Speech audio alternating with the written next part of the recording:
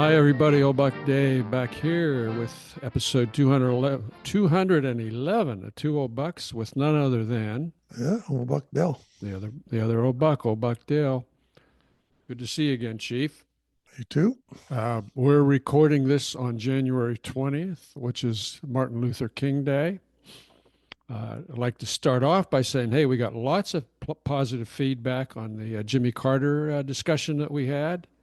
So thanks everybody for your feedback there. Glad you appreciated it. Saw some stuff posted in LinkedIn, Facebook, other places as well. People felt the same way we did it. He's somebody who will be missed. Somebody who will be missed. And several people wanted to know if you're available for chauffeur duty, and I said for a price you would be. So. Actually, I'm about ready to give up driving completely because of the left turn. You remember we talked about the left turn? The left turn. The peripheral vision on the left turn. You couldn't tell where the island was. You keep running over the sign that says, "Oh man, do not hit this sign." Yeah. So what else is going on with you today? Nothing really special. Been on the quiet side. The only thing I found interesting is I love to watch football in the snow. Oh yeah, it changes the game completely. Wow, yesterday was your day for that, wasn't it? It was my day for that. And then I always thought that well, if the teams are northern teams, obviously, and they're in the playoffs, they always get a chance to play in some really, really bad weather. And it looks to me like some folks, the weather causes people to get hurt, and runners are not stable, and a game that should have been 45-29 or 9-7 or something like that. Well, there were two good games yesterday, though. Yeah, two good games. And two more coming up. At the we saw my sister-in-law at the Eagles game when somebody scored a touchdown, and she was jumping up and down. And my wife texted her, and she says, "Are you wearing this and this and this?" And she says, "Yeah, that's me. Yeah." So yeah, she's famous. She didn't get 15 minutes. She got like 15 microseconds, but we spotted her. Unbelievable. Yeah. Hey, that's about it for me. That's about it for you. Yeah, a quiet week. Okay. Well, hey, listen, I want to wish happy birthday to one of our loyal listeners. This will be Linda in Germany. So happy birthday, Linda. Many, many, many more ahead of you. She's 39 or so. So happy 39th or so, Linda. I'm trying to remember 39. I don't know if that was one of them years I remember or not. It's all blurry now. You know that, don't you? I can't. I do ask about that. Try to remember one year. Funny. What'd you do in 39? I really don't remember. I do remember my 39th actually, because it was because I really got set up. I got set up. We went to see went with another couple to see Harold Betters play in a club in Pittsburgh. You remember Harold Betters? I think he was a trumpet or trombone, something like it. Maybe trombone. And yeah, clearly you can remember this. Well, yeah, and my buddy said, "Listen, Dave, I let him out. He says, you park the car, we'll go up and take care, get the table and everything, blah blah blah." So I wasn't planning on talking about this, but since you mentioned that, so I get up and they're standing there, and this really hot-looking young waitress comes over, puts her arm around me, says, "Dave, I haven't seen you for so long. What have you been doing with yourself?" She says, "Oh, I had so much fun the last time we were out." And I'm like, "I don't know you. I don't know you." And I look over my buddy. He's laughing. He had set the whole thing up. That's why he had me park the car by myself. So I will remember my 39th birthday for that. So there it is. That's 1 hour of 12 months. And otherwise, I can't remember what I did when I was 39. Yeah. But that reminds me of the story. Remember that time I set you up? We were having a sandwich by the airport. Oh, sure. I thought you were going to say something else. No, we were up by the airport, and we just stopped in to get a Coke or something and a little sandwich, and then you went to the bathroom. You said, before we ride back out, you went to the bathroom, and I told the girl, I said, when he comes back, I'm going to go ahead and pay for the meal, but tell them that it's a free meal because this is good looking Tuesday or something. And you were the best looking. Yeah. And everybody in there that was sitting around the bar heard that. They went along with it. You said, what? I said, oh my, he's the best looking place. Everybody clapped, they. Oh, yeah. Oh You did it yeah. to me. You got That me. was that was only one of many, many, many times. One of many. Yeah. Yeah, that Yeah. filter in when we talk about that, where we had a good laugh. Yeah. So Yeah. So anyhow, carry on. thanks to you and thanks to my buddy Mike for the 39th birthday surprise. That was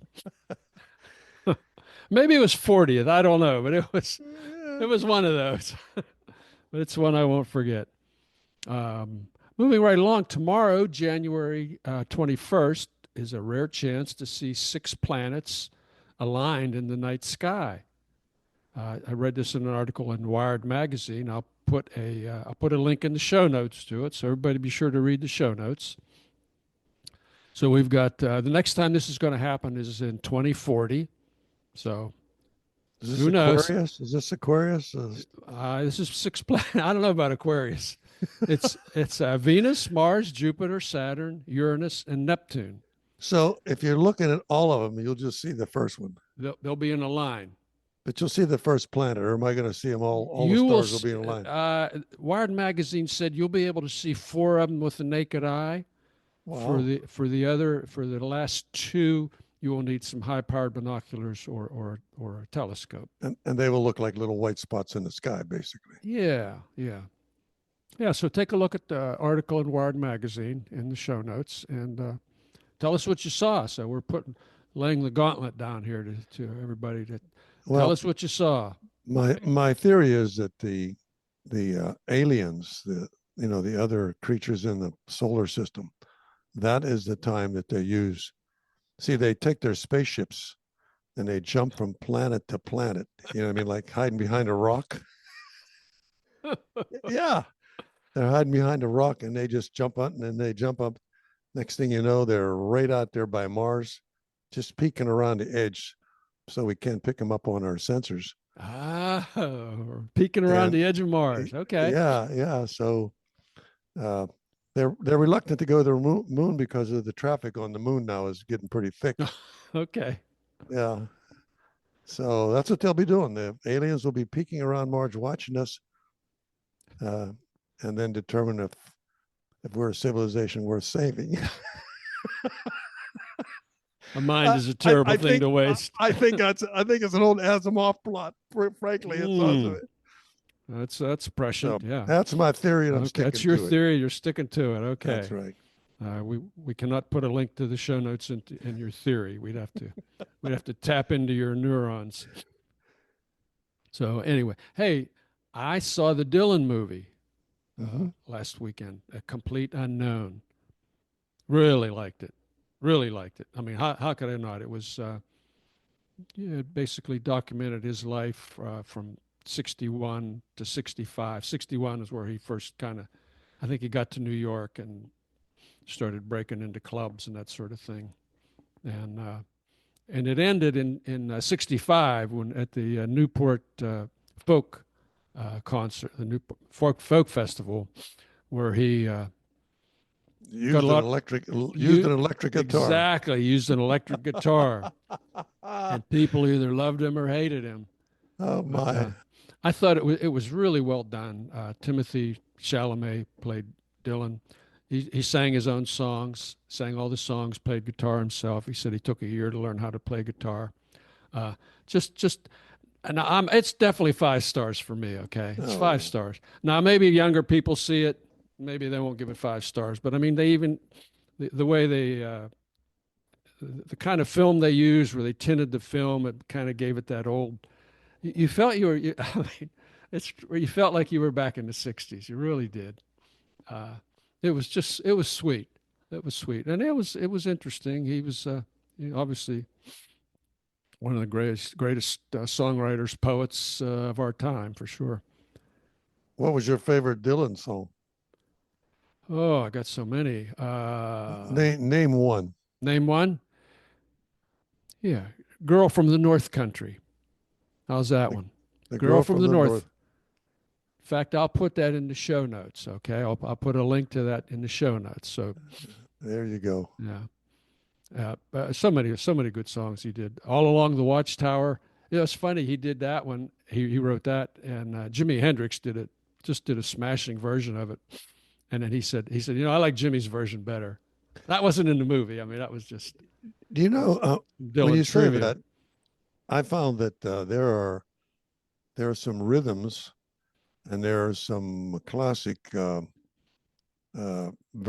verbs, but classic lyrics to these songs that I can remember. You Hmm. know, um, I mean, I'm thinking of all kind of songs. I can remember some lyrics. I can remember some of the music, but I don't know the name of the song. Don't know the names of the songs. Yeah, yeah, that I happens. I, Yeah. I just don't know the name of the song. I mean, I said, yeah, if you whistled the song and told me the lyrics, I said, oh yeah, I know that Oh one. yeah, yeah, yeah. But anyway, I love the movie. I would recommend it, especially if you're a geezer. If you're not a geezer, see what you missed. I told you, I That told was you a the best story. time to be young. That was the we, best we time to said be that we young. said that many times. We were glad to be young when we were young. I guess Uh, everybody says that, but in our case, it's true. it's true. Yeah. It's true. I was sitting next to a guitar player in a little restaurant in a place called Ybor City one time, and I said, "Hey, play me that song. That's what you are." And he said, I can't think of that." He said, "Can you hum something Can for you? me?"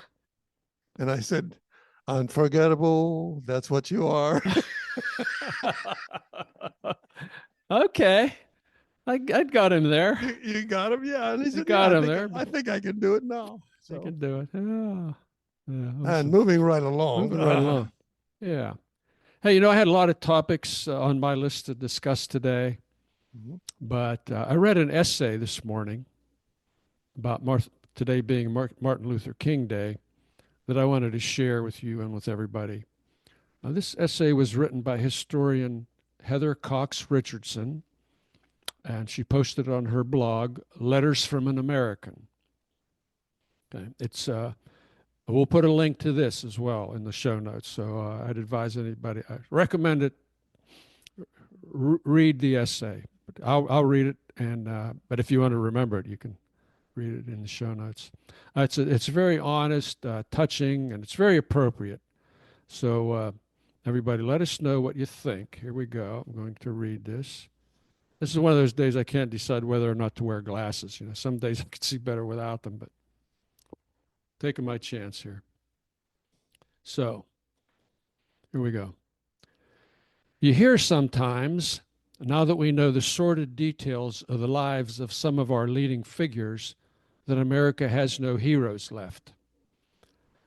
When I was writing a book about the Wounded Knee Massacre, where heroism was pretty thin on the ground, I gave that a lot of thought. And I came to believe that heroism is neither being perfect nor doing something spectacular. In fact, it's just the opposite. It's regular, flawed human beings choosing to put others before themselves, even at great cost, even if no one will ever know, even as they realize the walls might be closing in around them. It means sitting down the night before D-Day and writing a letter praising the troops and taking all the blame for the next day's failure upon yourself in case things went wrong, as General Dwight D. Eisenhower did.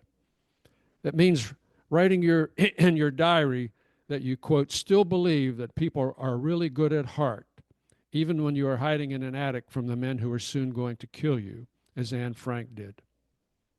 It means signing your name to the bottom of the Declaration of Independence in bold print, even though you know you were signing your own death warrant should the British capture you, as John Hancock did. It means defending your people's right to practice religion you don't share, even though you know you're becoming a dangerously visible target, as Sitting Bull did. Sometimes it just means sitting down, even when you are told to stand up, as Rosa Parks did. None of those people woke up one morning and said to themselves that they were about to do something heroic. It's just that when they had to, they did what was right.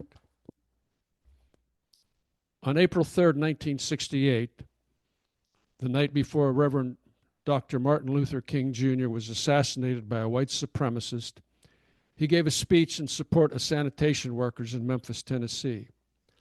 Since 1966, King had tried to broaden the civil rights movement for racial equality into a larger movement for economic justice.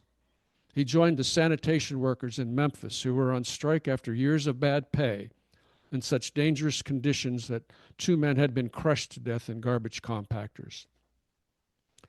After his friend Ralph Abernathy introduced him to the crowd, King had something to say about heroes.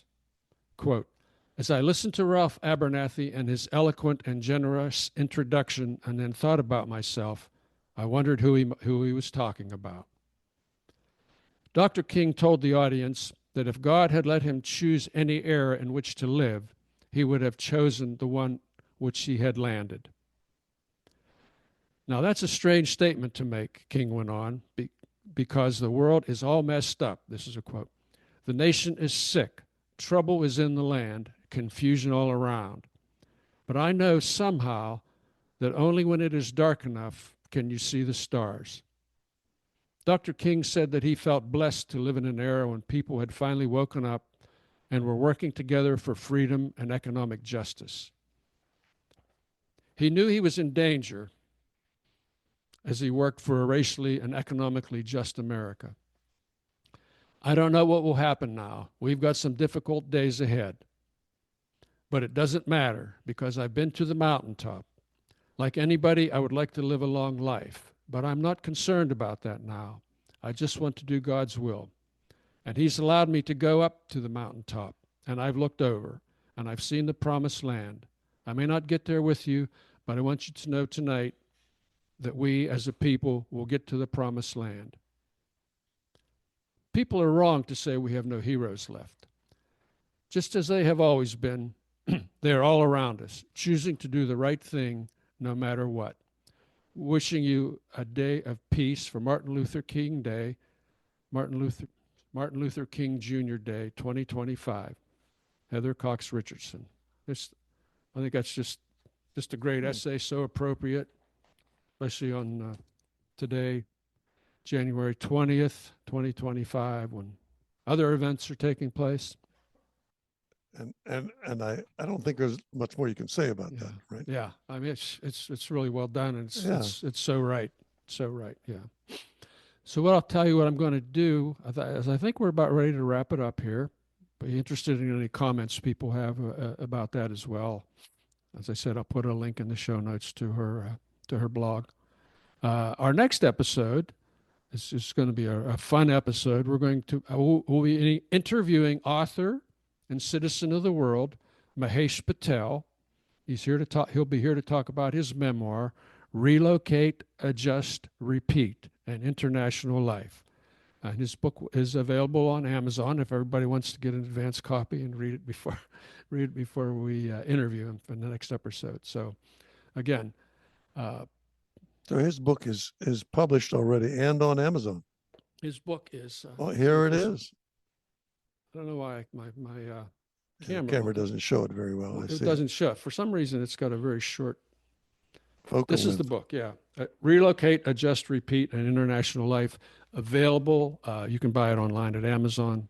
I think you can get it Kindle or you can get a hard copy like I did. So, highly recommended. Great book. Folks should be standing by and watching for us on that one. You're going to do that reasonably soon, aren't you? Not in our. That'll be the next episode. Yeah. Okay. We'll be recording that. Would air reasonably soon after this. Reasonably soon after this one, yeah. Yeah. So keep an eye out, folks. Keep an eye out. Another two old bucks get together in close proximity to this one. So yeah, we'll go from there. So okay. And having said that, I'd like to say. Having said that, it seemed like it went by pretty quickly. I was just enjoying. Yeah, we did a short episode today, actually. Yeah, I've been rambling around for a while for you, so yeah. Well, I don't know. It's cold where I am. At least 50, 55 today here, and tell that to the people in Buffalo. I'm going to have to put a jacket on to move around, and I can probably still wear my shorts, but that's about it. But otherwise, I'm cold. So all the best to those folks that are encumbered by the weather. Cold weather is cold weather. we know what that's like. So it is what it is, I suppose. Okay. So this is old Buck Dell then, saying thank you folks for checking in with us, and check back with us on your thoughts, and we'll talk to you next time. All right. Take care, everybody. Talk to you next time. Well, Buck Dave saying bye-bye.